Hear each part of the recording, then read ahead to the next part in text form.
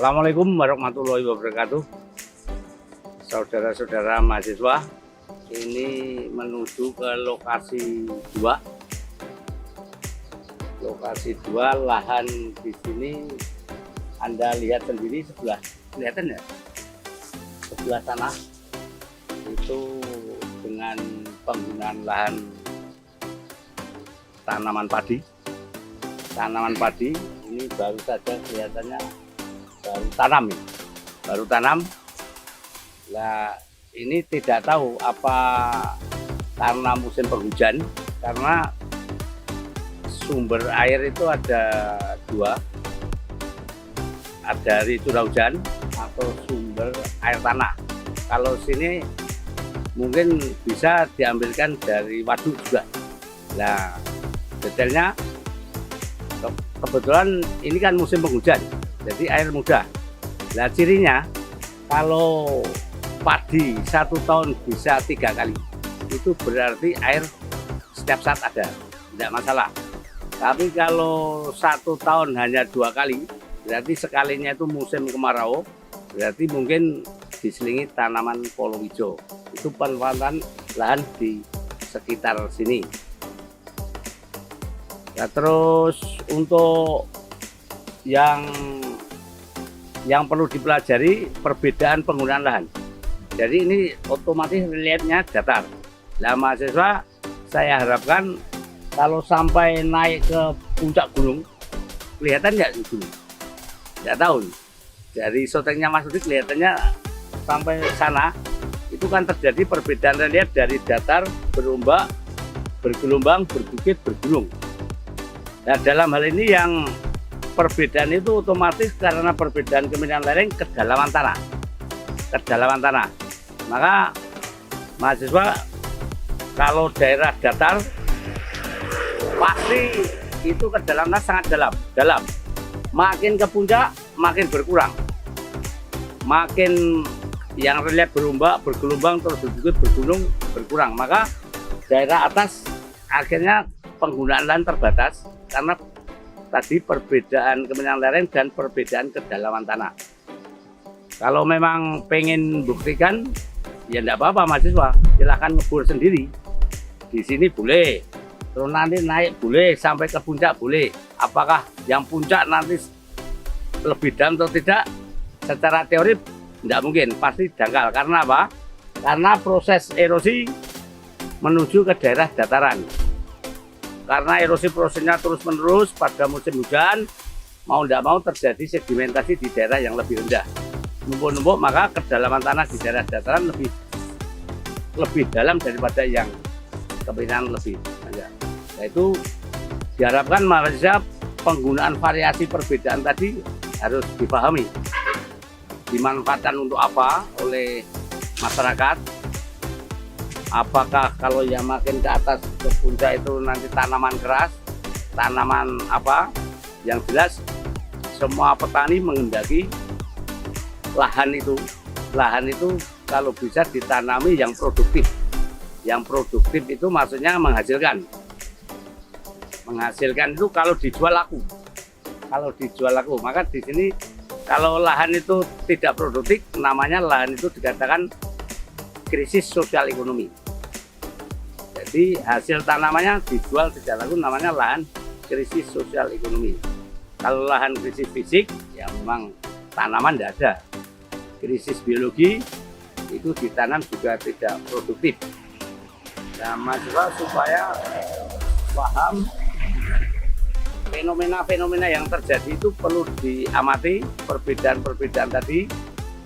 Ya jelas semua itu tergantung ada tanah, ada air, ya tinggal yang lain pupuk organik, non-organik itu ada sudah semua tumbuh dengan baik. Nah, menyangkut tanah itu harus tahu kenapa Sabang sampai di Indonesia pasti ada tanah. Itu sering masih tidak tahu. Pasti ada tanah dari Sabang. Karena apa? Karena Indonesia terjadi 2 musim. Musim penghujan dan musim kemarau. Maka ini harus bisa istilahnya merekayasa kalau musim kemarau gimana caranya, atau buat istilahnya penampung air sewaktu-waktu musim kemarau bisa dimanfaatkan. Kecuali daerah tertentu yang sumber air tanahnya ready, setiap saat butuh, itu tidak masalah. Nah ini pinter-pinter cara menyesuaikan keadaan itu. Entah itu kalau musim kemarau tanami apa, palawija atau yang lain, atau otomatis itu menyesuaikan keadaan. Saya kira petani-petani itu sudah pandai sekali memanfaatkan apa yang dipunyai, karena semua lahan itu kan ada mengenai kemampuannya berbeda-beda. Kalau kemampuan lahan itu kan secara umum. Jadi kalau kemampuan lahan itu kalau kelas 1 dibagi menjadi kelas 8, kalau kelas 1 itu faktor penghambatnya sedikit, pembatas. Kalau kelas 8 otomatis penghambatannya banyak. Contohnya misalnya kemiringan lereng sangat suram, erosinya berat, itu faktor pembatas. Terus kondisi persentase batuan banyak atau sedikit. Otomatis kalau daerah datar seperti lokasi ini, persentase batuan di permukaan pasti hampir tidak ada, karena kedalaman tanah dalam. Kalau ingin membutuhkan silakan naik ke atas, mahasiswa, sambil main-main ke mana silakan. Bawa sepeda motor ngirit, yang sepeda motornya tapi yang baru. Kalau yang masih karburasi boros itu. Yang baru sudah injection itu ngirit. 1 liter iso 30 kilo atau 40 kilo maksudnya. Wah, iso 50 kilo wah, tidak mungkin itu. Nah itu terserah mahasiswa. Nah terus faktor-faktor di sana kemauan kesesuaian lain itu beda-beda. Jadi misalnya kesesuaian lahan untuk tanaman padi ini syaratnya beda. Mulai dari airnya, mulai dari kedalaman tanah, itu beda. Terus syarat kesesuaian lahan untuk tanaman teh, nah, lain lagi. Syarat pertumbuhan tanah untuk tanaman tembakau, nah, beda lagi. Jadi ini menyesuaikan faktor-faktor tadi yang cocok. Tidak semua lahan cocok untuk tanaman tertentu. Ada lahan yang tanamannya butuh air banyak. Contohnya padi butuh air banyak. Seperti pohon jati ya tidak harus banyak airnya. Maka di daerah yang kering-kering pohon jati banyak ditanam. Cuma hasilnya jangan berharap cepat. Kalau cepat itu ya musiman. Tapi kalau terlalu lama jadi 20 tahun baru bisa dijual. Saya kira dari saya itu, mari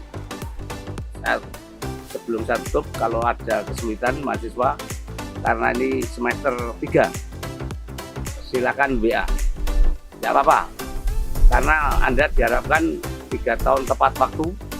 Dari awal harus paham dulu, tadi sudah saya katakan mengenai perbedaan tanah lahan, karena ini sampai ujian skripsi skala luas itu perlu dikuasai sejak awal. Jangan sampai menjelang proposal semua tidak tahu, blank. Nah ini saya ingatkan. Sekian, terima kasih. Wassalamualaikum warahmatullahi wabarakatuh. Assalamualaikum warahmatullahi wabarakatuh. Ya, saudara sekalian, kita sudah berada di titik kedua dari fenomena sebelumnya. Ya. Tadi kita dari daerah yang bergelombang, sekarang kita berada di daerah dataran. Ya. Di sini kita sudah berada di dataran antar gunung, atau istilah lain adalah intermountain. Ya. Kalau tentang bicara sumber daya airnya, pasti di sini menjadi cekungan atau istilahnya itu menjadi lumbung airnya dari antar gunung itu. Misalnya di Gunung Lawu atau Gunung Merapi itu adalah daerah recat atau daerah imbuhan dari air hujan yang masuk ke imbuhan, akhirnya juga akan ke wilayah daerah dataran ini. Tapi kalau kita melihat di wilayah ini, kita ada di sebelah timur Sungai Bengawan Solo. Bengawan Solo adalah merupakan dari hilir atau dari antar gunung tadi, yang intermountain tadi, pada Sungai Bengawan Solo itu maka kita berada di timur. Maka sepertinya material di sini adalah material dari aluvial Gunung Lawu, tapi tidak menutup kemungkinan juga terjadi yang istilahnya interfacing atau menjari. Jadi ada silang siur, mungkin materi Merapi, ada materi Gunung Lawu. Ya, otomatis dari sumber daya air yang ada di sini bisa kita lihat, terutama untuk air tanahnya itu pasti dipastikan air tanahnya agak dangkal, mungkin hanya beberapa meter saja kita sudah mendapatkan tinggi muka air atau water table-nya. Air tanah bebas itu sudah bisa terlihat itu sekitar 5 meter, bahkan ada yang sampai 3 meter. Kalau pas musim hujan bahkan ada yang 1 meter sudah muka air tanahnya sudah terlihat. Nah, untuk air tanah mungkin di sini memang wilayah adalah aluvial, ya, maka sumber air utama memang dari hujan yang masuk di daerah tangkapan sana itu daerah Recat, dan sini daerah discharge. Discharge itu daerah yang keluaran, bagian dikeluarkan melalui mata air yang ada di sekitar sabuk mata air atau green belt. Di Gunung Lawu juga ada green belt, di Gunung Merapi juga ada green belt atau spring bed. Spring bed dari sabuk mata air. Sabuk mata air ada di Gunung Lawu, sabuk mata air yang ada di Gunung Merapi. Dan Anda bisa melihat mata air keluar, sebagian juga sampai ke sini, ya, sampai ke Bengawan Solo itu. Tapi kalau kita melihat di sini dari informasi dari Pak Taryono tadi bahwa sumber air permukaan itu di samping dari air hujan langsung juga ada yang dari sungai yang mengalir, ya. Sungai yang mengalir sini yang mestinya dari Bengawan Solo yang dibendung. Nah, bendungan di Bengawan Solo tadi Gajah Mungkur itu juga sistem irigasinya sampai ke sini, ya. Jadi sistem irigasinya di sana ada bendung Solo itu nanti akan sampai ke wilayah Polokarto sana, semua bendung Solo sistem irigasi di Solo. Kemungkinan sistem irigasi ini juga dari bendung Solo kemungkinan, ya. Sehingga bisa kita lihat tadi sudah panen 3 kali, ya. Di samping sumber airnya dari hujan dan juga ada dari irigasi itu. Nah, kalau kita melihat sebenarnya curah hujan itu di wilayah tadi, di daerah titik 1 tadi dengan yang titik di 2 ini sebenarnya curah hujannya hampir sama, ya, relatif hampir sama. Berapa? Ya sekitar kurang lebih 2000 mm, ya, curah tebalnya, ya, tebal hujan dalam 1 tahun. Ya. Hujan itu kalau dalam 1 tahun kira-kira di Pulau Jawa ini atau Jawa Tengah ini sekitar kurang lebih 2000 mm. 2000 mm itu adalah kalau diukur itu dengan meter 2 meter. Jadi kalau hujan itu ditampung di sini umpamanya, maka kita semua juga akan tenggelam. Nah, kalau ditampung dalam satu wilayah itu ditampung. Tapi yang namanya hujan itu ketika jatuh di permukaan maka terjadi yang namanya ada distribusi, ada yang distribusinya ada yang banyak, ada yang sebagian menguap, ya, mengalir dulu saja kan gitu. Ya, karena di sini termonten tadi maka sumber daya airnya sangat besar. Bahkan di sini ada, kalau kita tembus air tanahnya, di samping air tanah bebas juga ada air tanah yang tertekan, ya. Karena yang tertekan itu air tanah tertekan oleh 2 material yang impermeable. Jadi antara itu adalah aquifer, ya. Kalau sudah nanti belajar tentang air tanah maka tahu apa itu aquifer. Aquifer itu adalah material yang menghasilkan air yang diupdate kalau itu artesis, ya, diupdate oleh 2 material impermeable.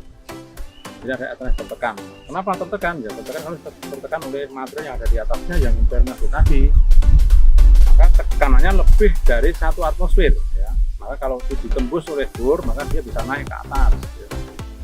Bisa sampai ke lebih dari permukaan tanah, ya. Ada yang di bawah permukaan tanah. Kalau namanya air tanah, permukaan air tanah tertekan itu namanya pisometrik, ya. Kalau air tanah bebas, kalau air tanah yang tekanannya sama dengan 1 atmosfer, itu namanya permukaan air tanah namanya water table, ya. Nah, begitu untuk air permukaan yang ada di sini, saya pikir dari Sungai Bengawan Solo tadi, ya. Terus air tanahnya juga begitu, dari pecat antar gunung itu, ya, hingga sampai sini. Jadi kalau kita hitung, ya, pecat dari gunung api sana, dari yang masuk hujan, yang masuk ke daerah gunung sana akan dimasuk sebagai recat imbuhan air tanah itu sampai ke sini. Menurut penelitian itu Nippon Kui itu adalah lama untuk sampai di daerah hilir ini sampai umur 40 tahun. Kita bisa bayangkan berarti perjalanan air itu sangat pelan sekali, 40 tahun baru ke sini, ya. Mungkin dengan saudara umurnya masih muda, masih suara. Jadi kalau ada hujan di gunung api sana atau hujan di gunung Lawu sana, sampai ke sini itu usianya 40 tahun. Ya. Nah, kenapa saya bilang 40 tahun? Karena kalau misalnya di wilayah gunung api Merapi atau wilayah gunung Lawu itu terjadi kerusakan, maka untuk merehabilitasi air itu cukup lama. Jadi sumber air ini untuk memulihkan air tanah di sini kalau itu rusak umpamanya, dalam arti rusak itu bisa karena kualitasnya, bisa karena krisis airnya, itu untuk mengembalikan itu memakan waktu 40 tahun. Ya, saya pikir itu dari saya, ya. Untuk selanjutnya nanti bisa disampaikan oleh Pak Agus Mursyid kalau mau menambahkan tentang sumber daya air ini, ya. Saya pikir cukup dari saya untuk di titik ini, ya. Maka saya tutup dengan bacaan Assalamualaikum warahmatullahi wabarakatuh. Baik, kita sekarang berada di lokasi 2. Jadi daerah ini masuk di zona tengah Pulau Jawa. Jadi zona yang di dalamnya ditumbuhi oleh banyak gunung api. Jadi sepanjang Pulau Jawa ini, di zona tengah ini banyak gunung api. Di Jawa Tengah ada Gunung Slamet, ya, di sebelah barat. Kemudian ada Sindoro Tumbing, kemudian teruskan ke timur melalui Merbabu, kemudian di sebelah timur kita ada Gunung Lawu. Itu semua tumbuh di zona tengah semua. Baik, nah sekarang kita berada pada unit geomorfologi yang secara fisik, ya, sejauh mata kita memandang di kanan kiri kita ini hamparan yang sangat luas berupa dataran. Jadi sebuah kenampakan yang memiliki karakteristik fisik kemiringan lereng 0 sampai 3 ya, kemudian reliefnya kalau dilihat dari foto udara atau penampakan dari atas itu halus, ya, dan tidak memiliki relief positif dan negatif, ya, karena daerahnya datar. Berbeda jelas dengan daerah di lokasi 1 yang tadi daerah geografi daerahnya gelombang atau undulating, karena memang merupakan daerah rentetan atau rangkaian dari pegunungan anti sinarium kembang gendeng, ya, dan kemudian disambung dengan Sangiran. Tapi di lokasi 2 ini kita berada pada sebuah dataran yang disebut dengan dataran aluvial. Dataran aluvial ini bagaimana terbentuknya, ya, tadi sudah disinggung oleh Pak Khalil. Di kanan kiri daerah yang sedang kita kunjungi ini berupa daerah-daerah yang reliefnya kasar. Ada pegunungan Batu Agung di sebelah selatan yang di belakang kita, kemudian di sebelah barat sana ada Merapi Merbabu, kemudian di sebelah timur sana ada Mengla. Nah, perpaduan material antara Lawu dan Merapi secara interpinjering, ya, ini mendominasi daerah ini. Barangkali secara dominasinya jadi lebih banyak Lawu, ya, material Lawu, tetapi tidak menutup kemungkinan ada material dari Merapi yang masuk ke sini secara interpinjering, ya. Apakah bukan dari endapan Bengawan Solo? Bukan, ya. karena Bengawan Solo itu terbentuk belakangan ya, habis Merapi Merbabu bertemu di daerah ini. Material-material sini material yang halus, jadi material yang merupakan material paling ringan dan halus dari sistem Lawu dan sistem Merapi ya.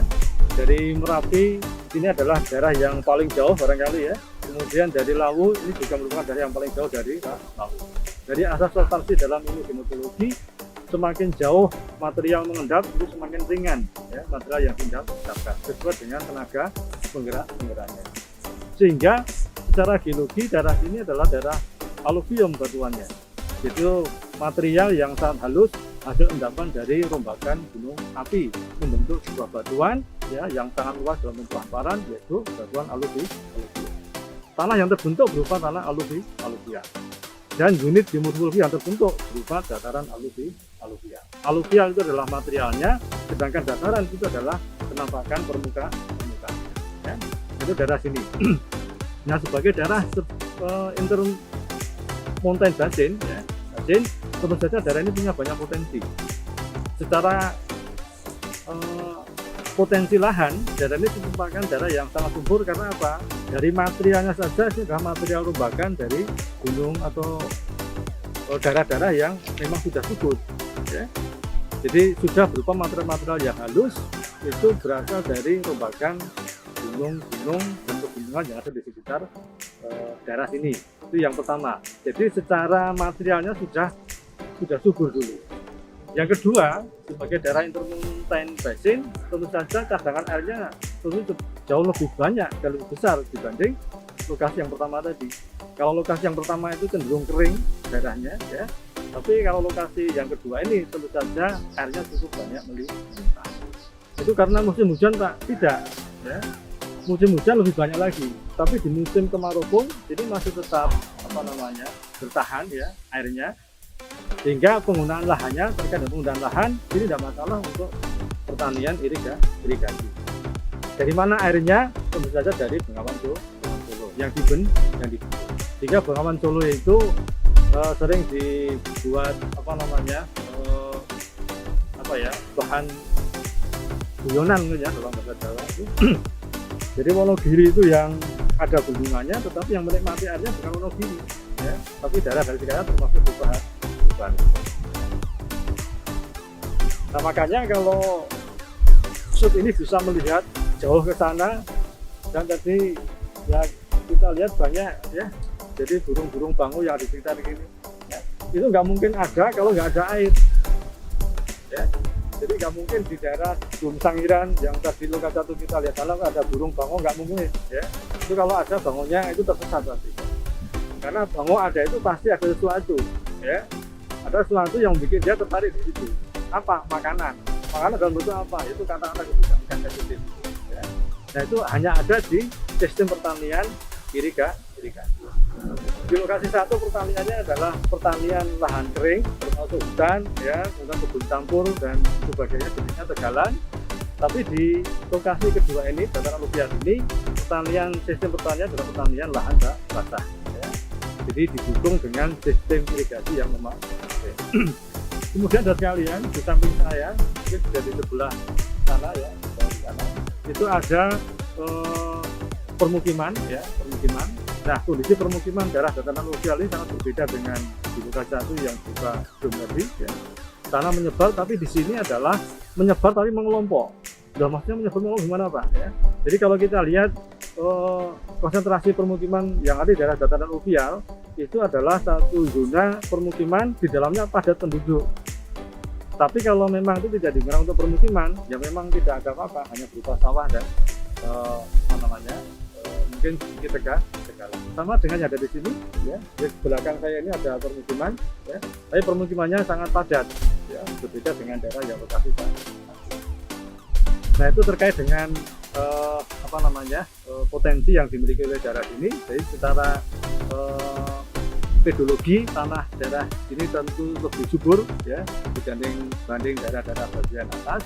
Sedangkan yang kedua, secara hidrologis potensi air tanahnya juga cukup memadai, sehingga sangat menunjang untuk berbagai keperluan, baik untuk kehidupan ya sehari-hari maupun untuk keperluan pertanian.